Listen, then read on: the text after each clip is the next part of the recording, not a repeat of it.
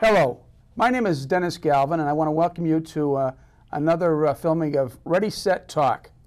Today is a very interesting conversation. Today is May 31st, 2018, and 3 days ago, or about, we celebrated the holiday of Memorial Day. Now, Memorial Day this particular year is very interesting because Memorial Day commemorates the 100th anniversary of World War I, which many historians believe is the most tumultuous event in Western history. But like most people, I went and I visited the cemetery and paid my respects to the loved ones that are buried there. And one of the things that impressed me through that entire experience was the fact that, as far as I could see, there were little American flags located next to the tombstones in the cemetery. And it brought back a memory. And one thing that I have to say, and it touched me very much, is the fact that every one of my relatives that had served in the armed forces or in the military service of the United States, each one of my veterans, going back to World War I, had little flags by their gravesides. Now, for some people, that may not mean a lot, but for someone who's experienced and know and love those people, it was a very, very sensitive and meaningful experience. Well, today on Ready, Set, Talk, we're going to try to offer that experience to you. We have with us today three people who have served their country, who are U.S. veterans, and have been willing to come here and share their experiences with you so that you can get an understanding of what that experience is like. I'd like to take the opportunity now, if I could, to introduce the panel to you. To my left is Jay Gaffney. To my immediate right is Cliff Krieger. And to my far right is Tim Galvin. Yes, Tim Galvin is my son. So with that, I'm going to begin to turn this program over to them. And I'm going to start with Jay. And what I'm going to ask you to do is just give a little bit of if you could share with the public a little bit about your background, where you come from, what kind of family you live, where you grew up, before we actually get into the experience that you had as a veteran. So Jay, I'll start with you. Sure.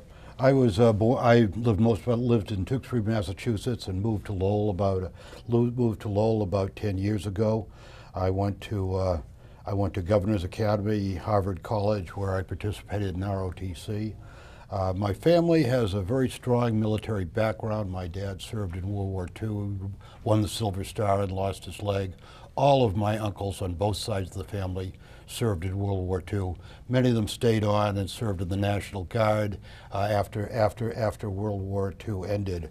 As of now, my godson and another one of my favorite nephews are in Afghanistan. So I do have that strong military background. When I went to Harvard, I joined the ROTC, which was kind of a counterbalance to some of the other things that were springing up on college campuses. And from there I entered the military. Yeah, good. Cliff, how about you? How was your background? Where were you raised? What was your family like? What was, I was born in Western Pennsylvania. Through 7th grade, I was in a small town in South Jersey. Then my parents could afford to buy a house in Levittown, Pennsylvania. My dad was working first in the Naval Shipyard and then the Naval Aviation Supply Depot. He was a safety engineer. Then he missed his dream job in San Diego and got a job in Long Beach, California. So I spent a year of junior high school and 3 years of high school in Long Beach. And then the question was, what was I going to do? I did get the Coast Guard Academy, and I got an appointment to the Air Force Academy. And I don't know, maybe it's because the guy I was working for, Freddie Rosenberg, maybe he said a nice word to the congressman. I don't know, maybe. I turned down the Coast Guard Academy because I don't like high places, and I didn't want to go climbing in the rigging of the Coast Guard Cutter Eagle. So I went off to the Air Force Academy. Tim, how about yourself? I was raised in Westford, Massachusetts, the son of a state trooper. Probably the biggest event that impacted me was probably 9/11. Prior to that, I always had an affinity for those who served and respected those who who were still in, but I almost felt in 2001 and prior that those days were over, that time was done in American history. Then 9/11 came, and that really said, wow, this stuff still goes on in the world today. So I was a senior in high school at the time, and we went into Afghanistan, but it seemed like it ended fast. We went in, we did what we had to do, and we were out. So after that, I graduated from Westford Academy. I went to Middlesex Community College for a year, and that was when President George Bush at the time decided we were going to go into Iraq, and I wanted to be a part of this. I didn't want to, you know, stand behind the curtain and say that I didn't go when a lot of people were. So I joined the Marines in June of 2003 and left 2 weeks afterwards. Okay, good. Let me ask you, gentlemen, I think a very important question I think a lot of people are interested in. And I'll start left to right again.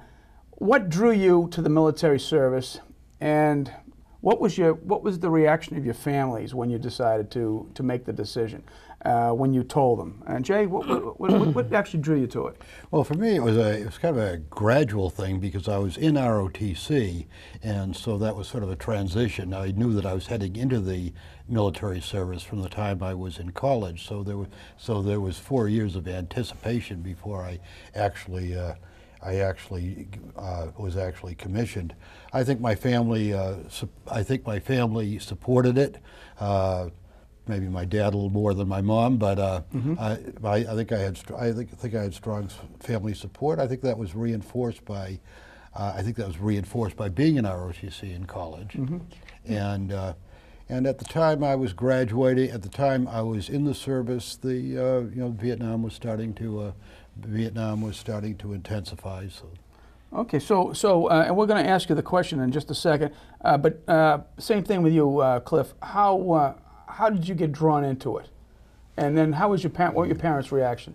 I wanted to fly fighter aircraft, and I realized that there were wars going on. My earliest remembrance that I can put into a nice chronological slot was when Earthquake Magoon was shot down trying to resupply Dien Bien Phu in Indochina in 1954. So Earthquake Magoon was actually flying for the CIA, flying an American C-119. Did you read Terry and the Pirates quite a bit as a kid? Of course. I bet you there's a lot of people that don't even know what that comic strip is. But my father, who was a civil servant working for the Navy, was very supportive.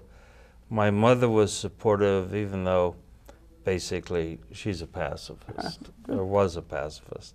Yeah. Good. Tim?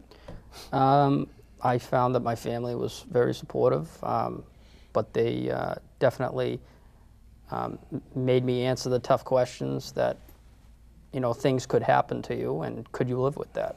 So, yeah, I would say that my family was very supportive.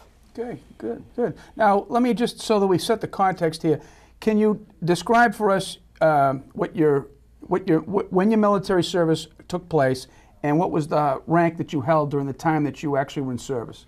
I was in the service from... What branch as well? I was in the United States Army, infantry branch. I was in the United States Army from 1965 to 71, 72. It was 7 years. That's a stint. 7 years, and I retired after 7 years as a captain. Okay. Cliff, how about you? Well, I had 4 years as a cadet and 30 years in the Air Force. I ended up retiring as a colonel. And I also had a bonus.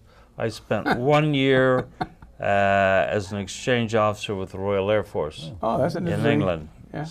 So you and how about your actual military service time? Were you in Vietnam period? I was commissioned in '64, and I left in '94. Okay. Okay. So I span all the way through the Iraqi invasion of Kuwait. Oh, you had quite a series there. Tim, how about yourself? I was in from 2003 to 2009. and I came out a corporal, and What branch? I was in the Marines. Marines, United States Marines? And I was a radio operator in communications. Okay. So now I'm going to take you back to the time that you have enlisted. All right. This is your first foray in. Can you describe the initial process a little bit? You don't have to go too much there, but give it a little idea what the first few days were like, the process was, and the biggest thing is the night before you left to go, what went through your mind? You know, as I said, I was in ROTC. My situation is different from Tim. I don't think I ever got that total immersion shock treatment that he did. It was kind of a, you know, I took ROTC. My summer camp was at Fort Devens. I think I got my bars pinned on after my graduation without ever leaving Massachusetts. So the real training came later. Okay. You know, I went to the officers' basic school, the airborne school, some jungle warfare training, and. Okay, Cliff, how about you? What was the initial process like, and how did you feel, and what went through your mind? I have no idea. I blanked out. I went to basic cadet summer. Must have been 6 or 8 weeks. I have no idea. I do know my roommate wanted to leave the academy, and he was starting to talk me into that. And one of my classmates got someone he knew down in Selma, Alabama at Craig Air Force Base, who called me up and talked to me for 20 minutes and convinced me that I needed to stay. But yeah, I just blanked the whole thing out.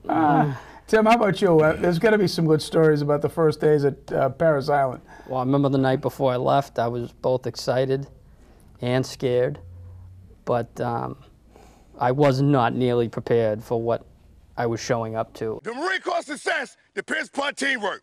Therefore, teamwork will be an essential part of your training here at Parris Island. The words I, me, or my will no longer be a part of your vocabulary. You will use words such as this recruit, that recruit, these recruits. Do you understand? Yes, sir! Passing through these hatches symbolizes your transformation from a civilian to a United States Marine. When I just remember they gave me the most painful haircut I've ever had. I had hair about this long, and they just buzzed it all off, and they nicked my hair so that I was bleeding, and I was standing in formation. I just remember the blood ran down my nose and hit the floor, and they just started yelling at me for vandalizing government property.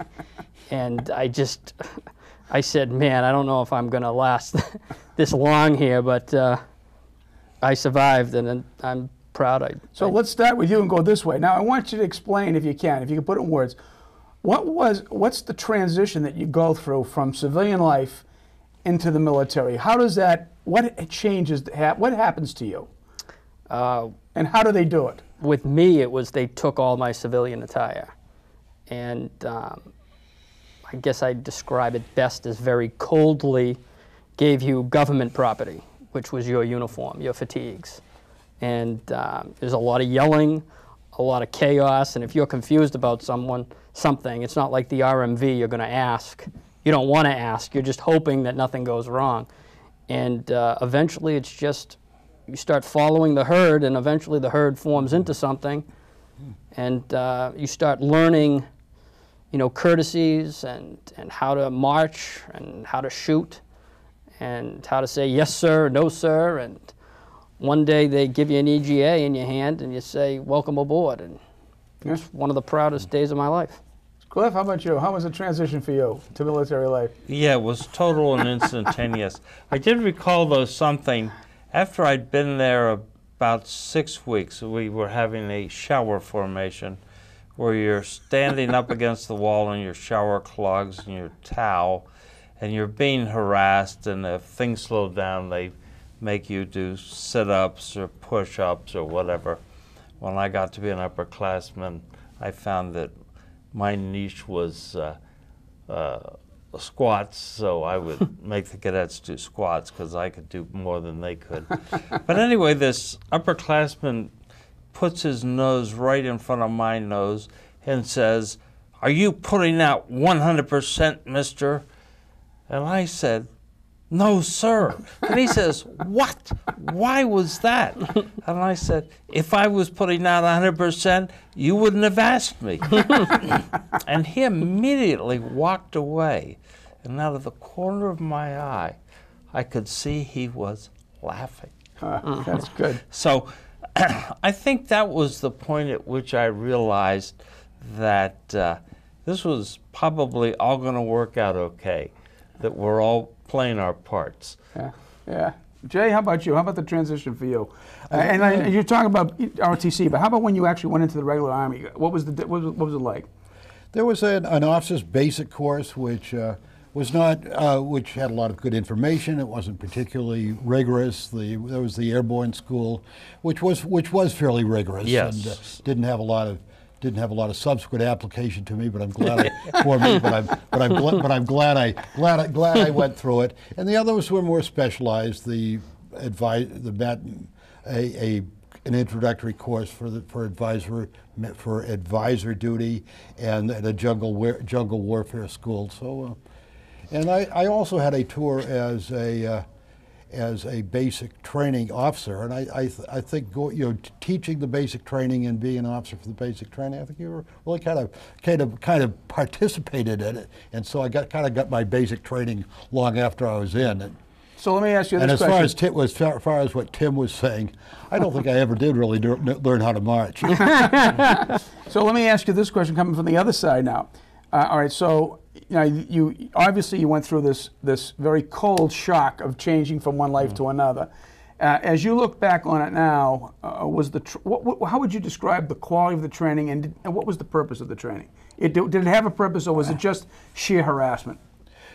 In my case, I think it had a purpose. Infantry officers basic school. It was oriented toward infantry tactics, and then the jungle warfare school, the airborne school, were all oriented toward something specific. So there was, in some cases, there was some harassment, but it was directed toward a specific area of knowledge or skill, or a skill set that you would need. I think from what I observed, some of the real training, I think, was particularly when you're talking about Vietnam, was kind of drawing down on the collective knowledge of the people that had been in the country longer than you had and passed that on to you. Okay. Okay. I think the training is designed to make you believe that you're special and part of a special group. That probably especially applies to the Marine Corps. I mean, once a Marine, always a Marine. But I think that really works. My experience, I went through airborne school, as did Jay, but instead of doing 4 weeks, I did 3, because we'd been doing a lot of physical preparation. Airborne school, I thought originally, was all about physical exercise. But we had a small group of reservists who did 2 weeks. They didn't get any of the physical stuff. They didn't get any of that break them down and build them back up in our mold.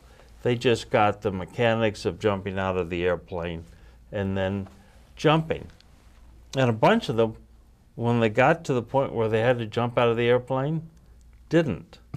So I think that a lot of training is about making you part of the group, making you understand that you're special, and making you understand that you're not going to let the side down. You're going to do what has to be done. Tim, how about you? I think it was a mix of both, but I don't think I'd have had it any other way. I wouldn't want any Marine prior to me calling me soft, So I think there was a mix, but they taught you 3 things how to do at Parris Island: was run and exercise, shoot your M16, and march. And they succeeded at that at Parris Island. Now, after I got out of the Marines, they sent me down to Lejeune, Camp Lejeune, North Carolina, where we stayed and did combat training down there for a month. That was where we started to use the heavy weaponry. which I was a radio operator, so I wasn't going to get the same expertise to that kind of firepower that an infantry guy was getting. But they exposed it. And after that, we then shipped out to 29 Palms, California, which is where I got my specialty training, which was as a field wireman and radio operator. And there, I mean, I thought physical exercise was tough at Parris Island. That was worse than Parris Island was, because then they're having you run with your boots and your fatigues on for 7-mile runs in the mountains. And but it all had a purpose, and you built that camaraderie, and you had that sense that you were never going to quit no matter what they did to you. And I got that especially from a drill instructor that I had, who I was the one guy in my platoon that failed the range the first time. And I paid for that, because everyone, after their week, we got moved from one squad bay to the squad bay over by the rifle range. And I'm getting on the bus, and the drill instructor puts out a little stick in front of me and says, "You're not getting on there, get over there." And he made me watch the whole way with all the equipment that we had to come down for that week back. And I had to go back the following week, and it was like, you fail this, you're going back. And I passed. And then they told me that I wanted to go back to the range. That's why I failed it the first time, so they punished me for that. So let me ask you this question. How would you describe military people, and when you go into the military environment, military people as opposed to the civilian world? This is a $1 million question that everybody likes to ask. But what's your opinion? What did you see differently from the military culture from the civilian culture? Excuses is the biggest one. I mean, what regard? You can go into the civilian world and show up to work 10 minutes late and say, "Oh, you know, traffic was a real pain in the ass today."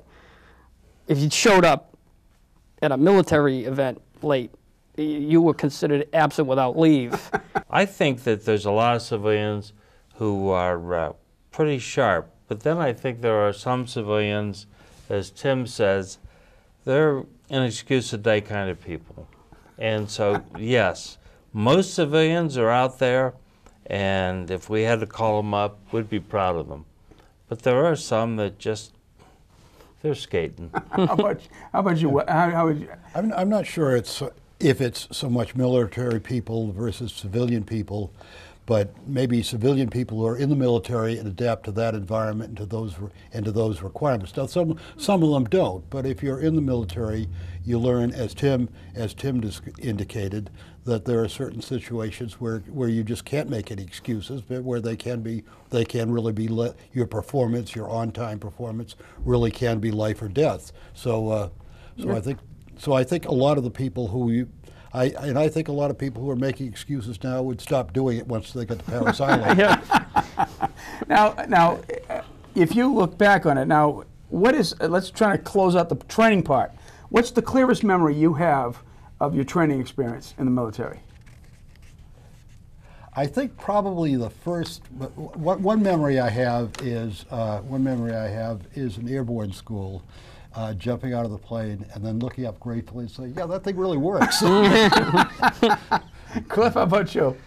I think in my training experience, the one that maybe was most beneficial to me was I was getting requalified in the F4, and some guy took me out, and we were doing air-to-air and instructor in the back seat, and we ran out of airspeed. That is, it went to 0.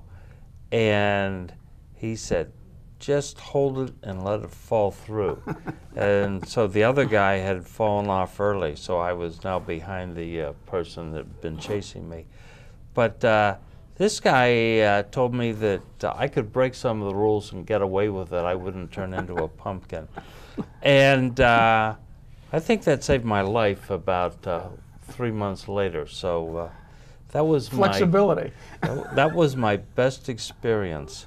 How about you, Tim? What's the one experience out of the training period that you remembered the most? What's the one that sticks with you the most? I'd probably say shooting. I never fired a firearm prior to joining the Marines.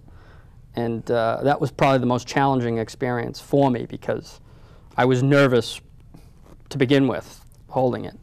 And I had a particular instructor who, I mean, he was phenomenal. I couldn't even tell you his name, but I'll tell you, he took guys like myself who were all fouled up and pointed us right in the direction and made it on target every time ever since.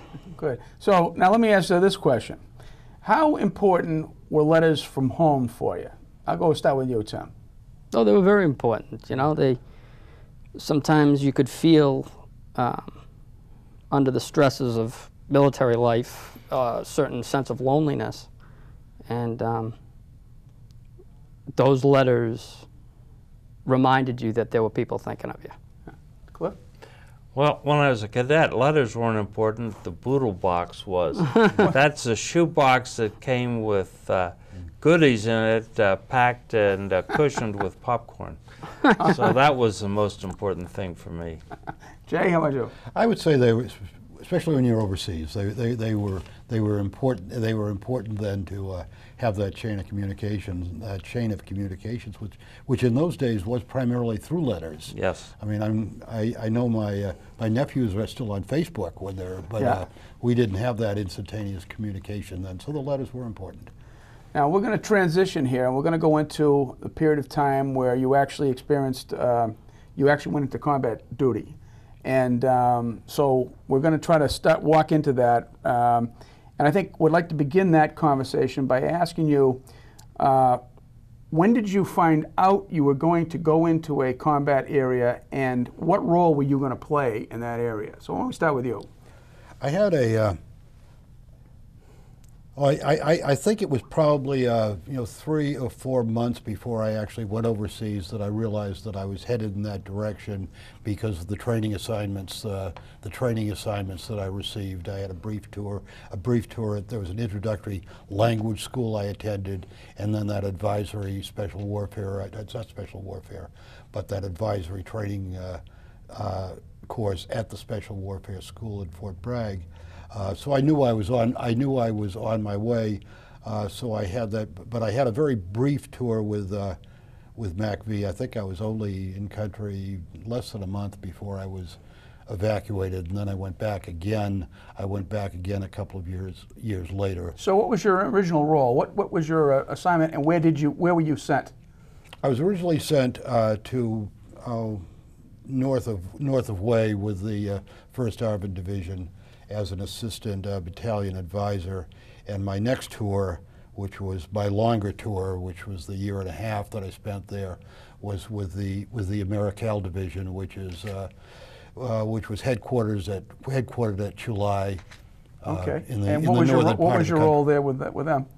I had a tour I had a 6-month tour at the division headquarters in the Tactical Operations Center, another approximately 6-month tour at the Brigade Tactical Operations Center, and then my last tour was with one of the infantry battalions as the S2. Okay. S2 meaning? S2 responsible for battalion level intelligence, which was mostly reconnaissance, patrolling, going out on some of the operations with the units. Okay, and Cliff, how about yourself? What was your? I was gonna jump in on the S2 thing. Okay. We all remember the poem "Trees," right, by Joyce Kilmer. Yeah. Yeah. He was in World War I, and he got to the front, and he volunteered for the intel job, and he was killed on a patrol out gathering that kind of information. He made such a reputation. Douglas MacArthur, then a brigadier general, showed up at his funeral. So you think of Joyce Kilmer, you think of some poet somewhere, but no, He was an American infantryman. There were a lot of poets in World War I. There were a lot of poets. So how about your particular experience? Where did you get sent, your first assignment, and what was your role going to be? Oh, so I'd gone through pilot training. I was at Craig Field in Selma, Alabama, the cultural center of the Deep South. I was there during the march to Montgomery, except we were restricted to base, so we didn't get in any trouble. And then I went out to Tucson for F4 training, backseat pilot. And one day, we were pretty close to graduating, and the director of operations, a colonel, Chappie James, who most people probably don't know, but Chappie was the first black four-star in the U.S. military. So Chappie calls us in and he says, "You lucky SOBs, you're going to Vietnam right after we send you down to Tampa for 6 months." So they sent us down to Tampa, where, as semi-experienced, we helped set up the first replacement training unit for the F4. The front seaters in the squadron became instructors. The back seaters became students. So from there, I went to survival school up at Stead Air Base. We were in the last class before they moved the school.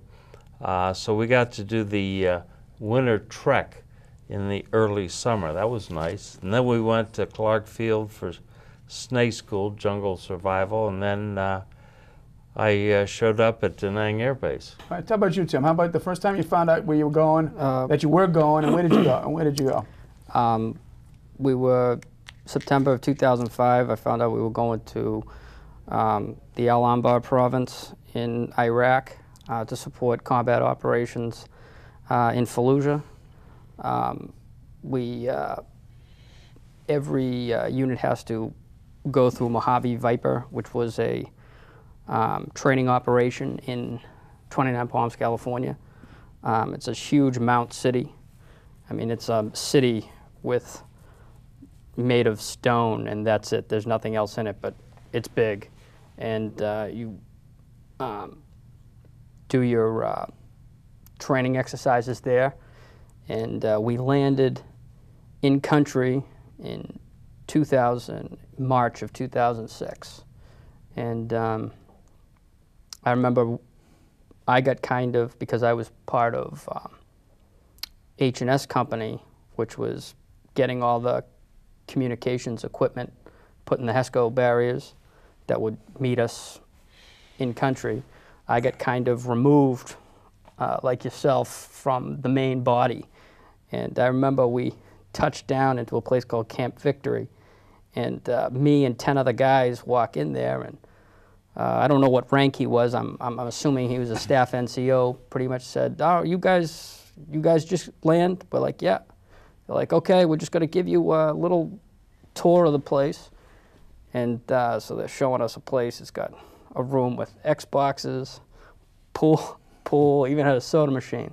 And I'm sitting there going, "Well, this ain't going to be that bad." And somebody sits there and goes, We're the 25th Marine guys, right here." They're like, "Oh, you're not here. You're coming with us." So the other guy who brought us around said, "Oh, where are you guys going?" They're like, "You're getting in the 7 tons." So we get in the 7 tons. It goes out, "You're going to Fallujah." And he just goes, "Oh, good luck, guys. Give them hell." And that's when I kind of was like, "Oh, I guess we're not staying here." So we rolled into the night we got there. We came in a convoy, I'd say about 3 7 tons deep with 2 Humvees in front. And it was just, I just remember hearing live fire and bombs going off, and I was like, all right, this ain't home anymore. Now, let me try to, what was your impression, if you can remember 3 things, if you can remember what you thought of the fellow people that you were serving with in that zone, not the military, but in that zone. What was your impression of them? What was the impression of the people that were indigenous, the people who lived there, and what was the climate like? And we're going to go right around. And how did that affect you and the whole environment? What was that like for you? Well, I'd say the guys I was with, I was happy to be going over there with them. You know, we had, I thought they were all competent guys, and they all would have my back. The indigenous population, it was, the way I would describe it is like being in a different planet. They weren't Americans. I was so used to my life seeing Americans, and this was a group of people who, outside of being human, we have different experiences of life, and that was the biggest. And how about the climate and the? It was hot. It was hot. I remember getting there, and I was like, I just wanted to take about the 80 pounds of gear that was on me off, but that was the biggest thing, the heat. Cliff, how about you? What was the three things? The people that you met that were actually in there serving with you at that time, the people you were in that lived around you, and the climate. How did that hit you? Well, the climate's easy. Hot, humid, and sometimes it rained. A lot of times it rained. The people around me, we were restricted to base. I didn't see very many Vietnamese. There were the guys in the other squadrons, you know. But in my own squadron, there were those of us who were the company grade guys, the second lieutenants, first lieutenants, and captains. And then there were those field grade officers and the colonels, you know. How about you? How about you? Those three things. The climate was, as Cliff was saying, it rained a lot, it was hot a lot, although sometimes we were in the northern part of Vietnam, and there were times when it actually got a little bit chilly. You could, I think there was I remember even a little thin film of ice on the rice paddies at one time. So we did break out the field jackets once in a great while. Thinking of two categories of Vietnamese people. One would be the ones that we worked with. The so-called Vietnamization program had started then, so we were doing a lot of joint operations with ARVN units, and we had some Vietnamese assigned to us. I had a person with me that they referred to as a Kit Carson Scout, and these were Viet Cong who were repatriated and were assigned to American units to do a little scouting and do a little basic translating. The area that I was in was pretty rural. There were some villages and a city that we got into once in a while, but they were pretty rural. They lived in basically huts, which were referred to by Americans as hooches. They all had little bomb shelters dug into the cellars, and I would say it was a part of the country that had really been fought over since the French were there fighting the Viet Minh. There probably wasn't much of a break between that and when the Viet Cong started causing problems. So I would say they were kind of weary and wary at the same time. Yeah, when you say ARVN, that's the Army of the Republic of Vietnam. Now, when you're talking about how about the fellow American officers and personnel that were with you? What struck you about their demeanor in country when you first got there, as opposed to how it was, how it was on stateside? I had. I would say that the caliber of people I was dealing with was pretty good. I had two successive great battalion commanders. As far as the troops were concerned, I think they generally performed pretty well. I think they had a good sense of duty, and I think that they had a sense that being part of the unit and doing their job was, not only a way of, accomplishing the mission, but probably the best way to survive too. And there was really kind of a strong sense of trying to take care of each other.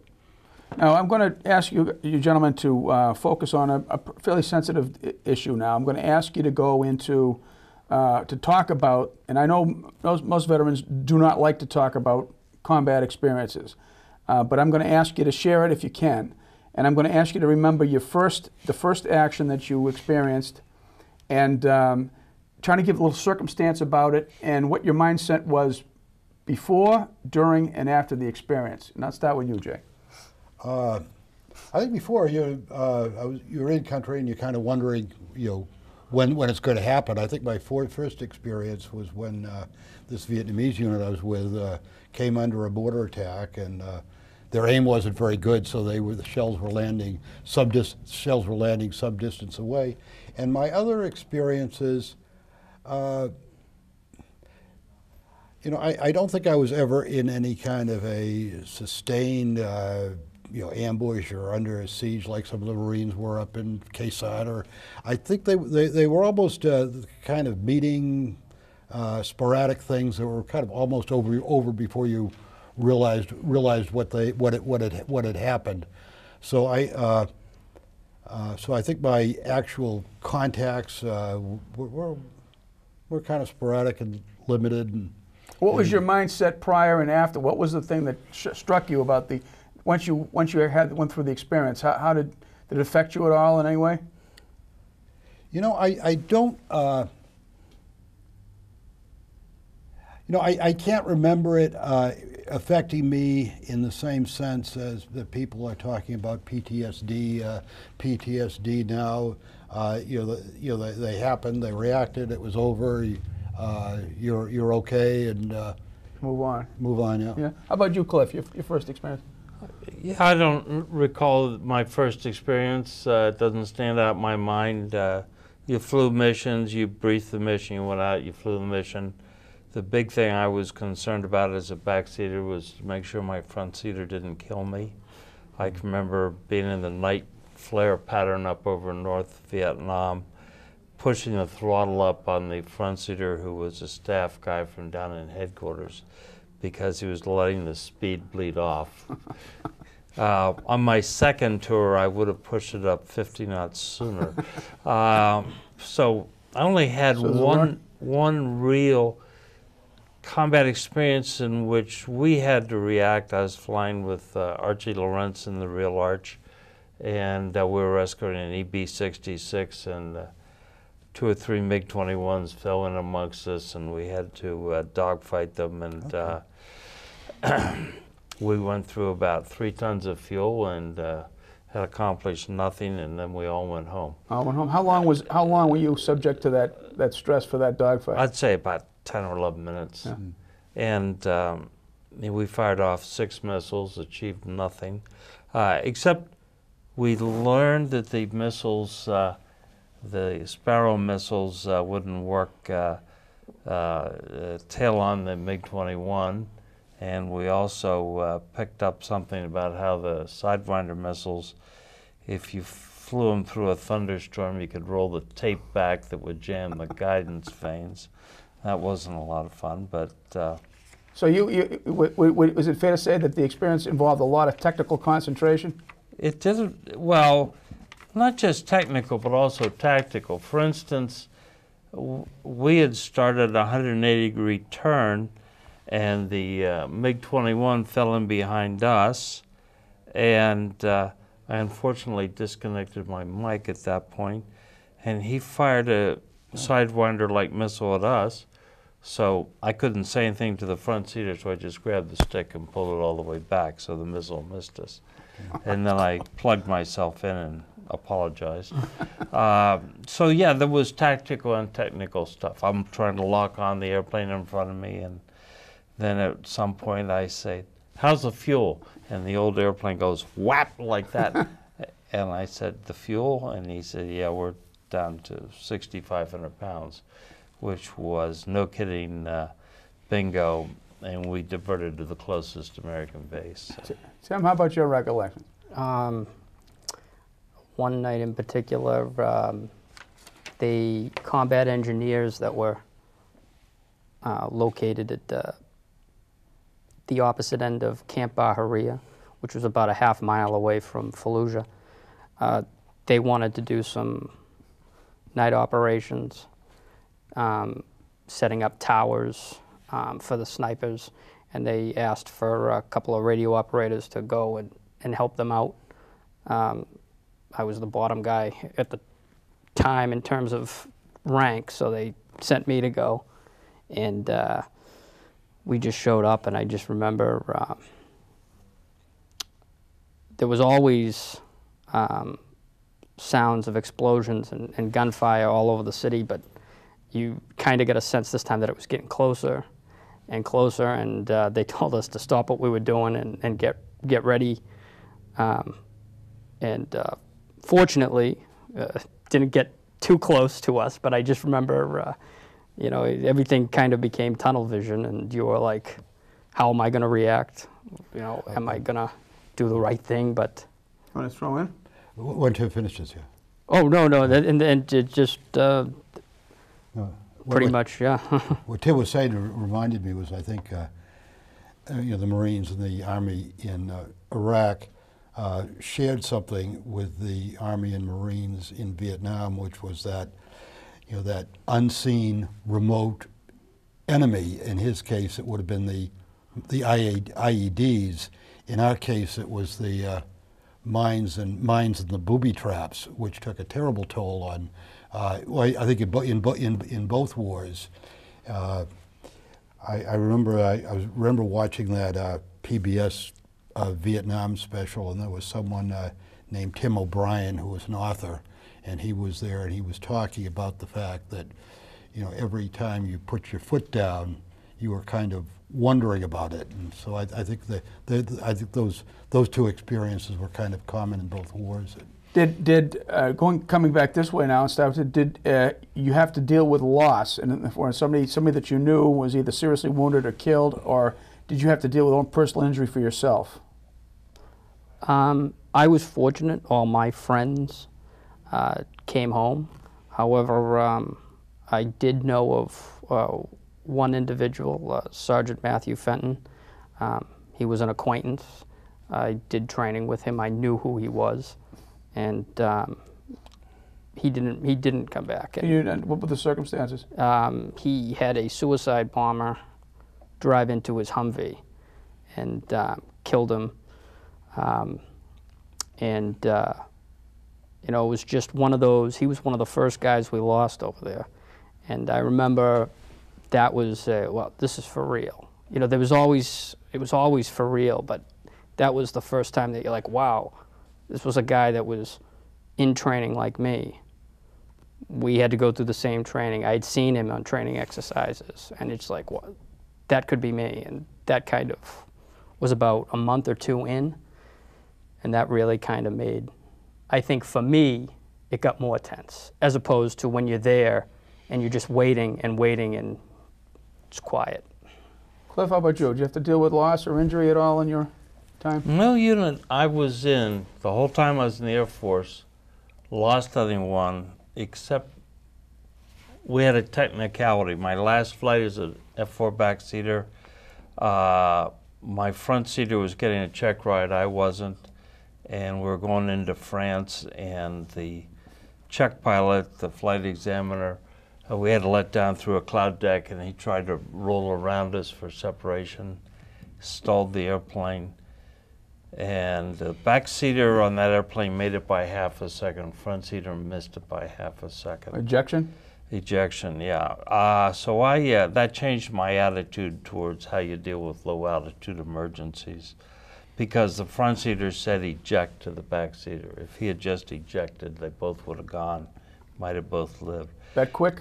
That quick. The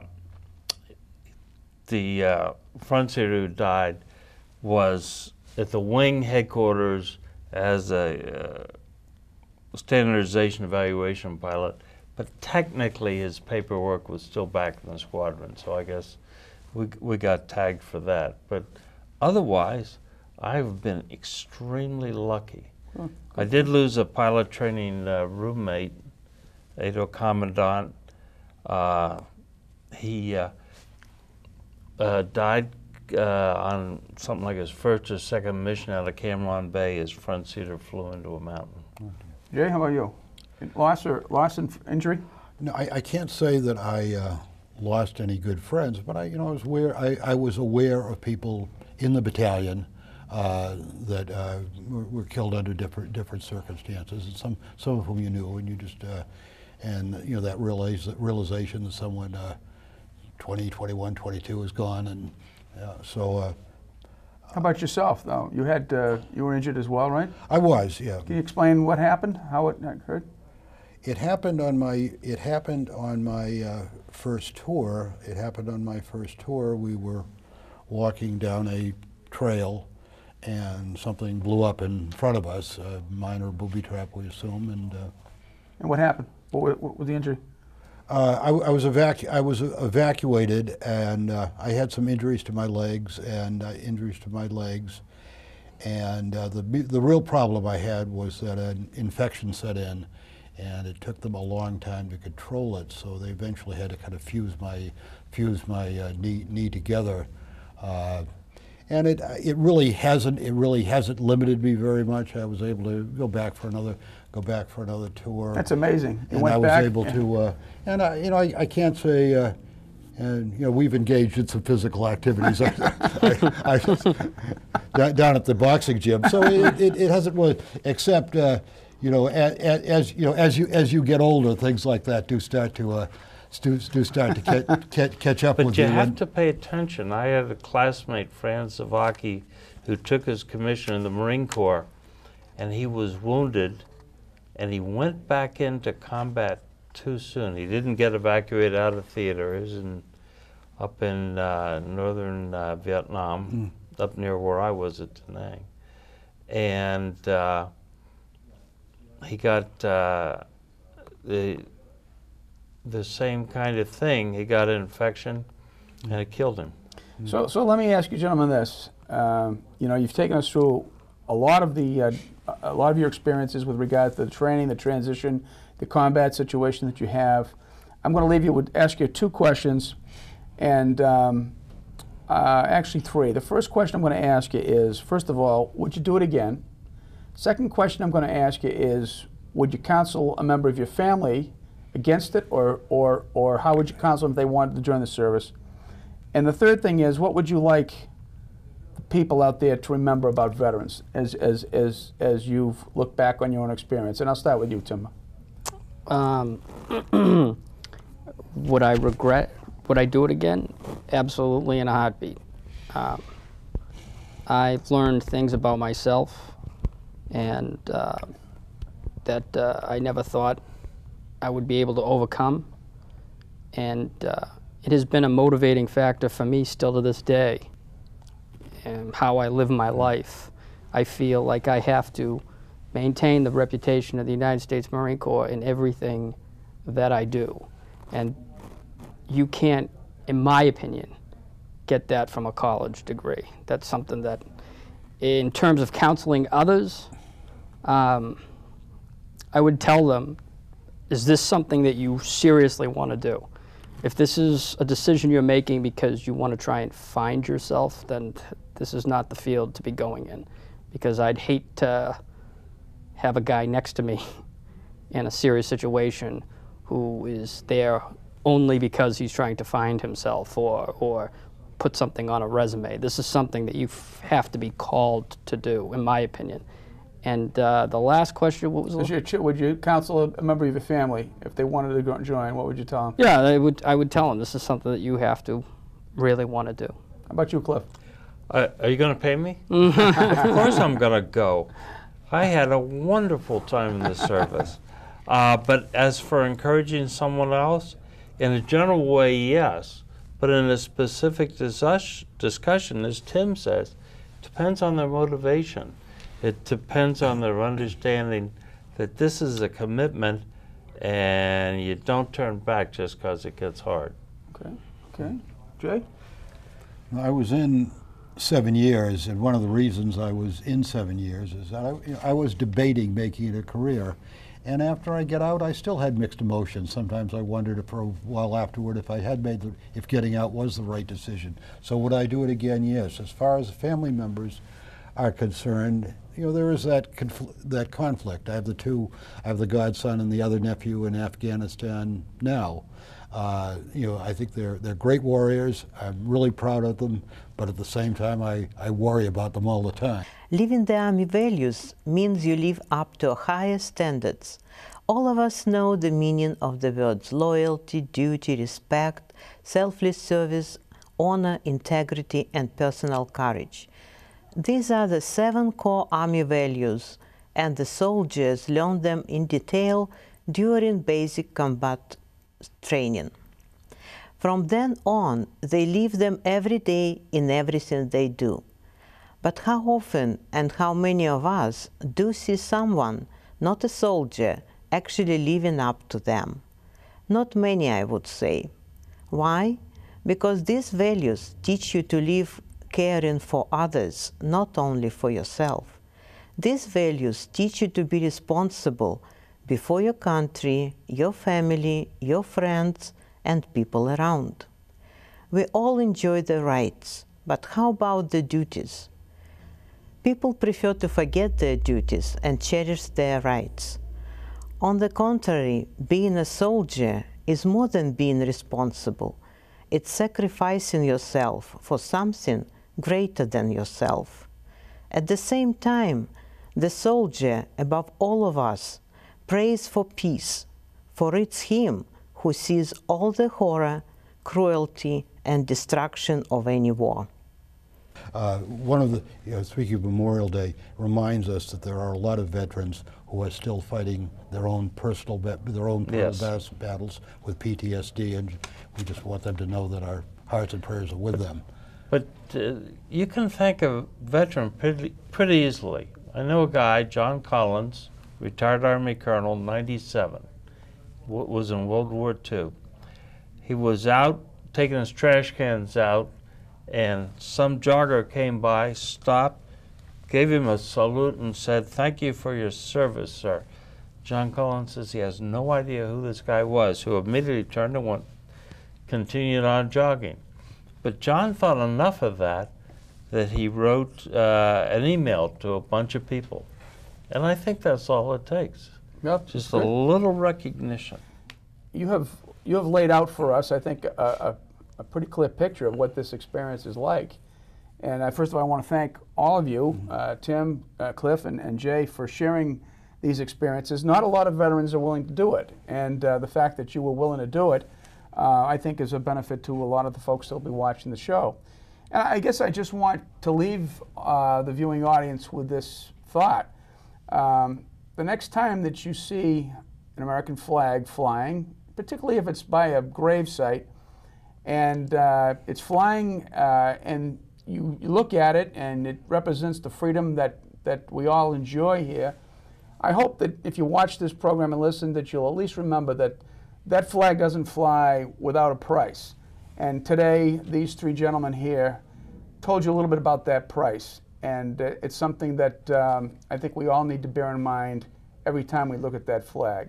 So thank you very, very, very much for your attention, and good luck.